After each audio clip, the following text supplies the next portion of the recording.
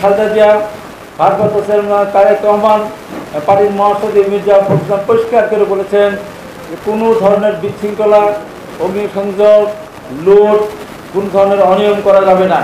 তাই আমরা বলতে চাই, যারা এই বক্তব্য শোনার পরেও যারা এই সমস্ত কর্মকাণ্ডের সাথে যারা জড়িত হয়েছে, আমরা পরিষ্কার করে বলতে চাই তারা বিএনপির নেতা কর্মী হতে পারে না।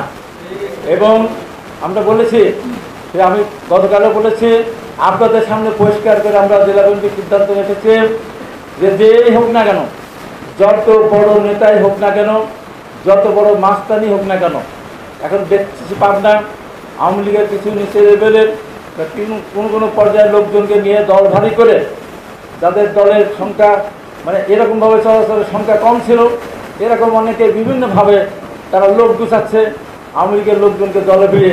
আমি পরিষ্কার করে বলতে চাই, বিএনপিতে আওয়ামী লীগের এই সন্ত্রাসী বাহিনীর কোনো কর্মী, Cinematic display, photography master, performance expert, NextG N9.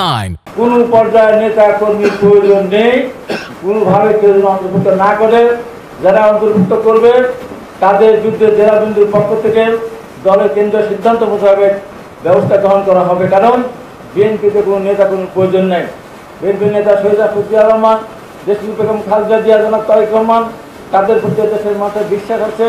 আগামীতে যদি অতীতে যদি নির্বাচনের আগামী কথা বাদ দেন, এই 24 সালের নির্বাচন হলেও এদেশের মানুষ বিএনপিকে ভোট দিতেন। তাই বিএনপির নতুন কোনো কর্মী দরকার নেই।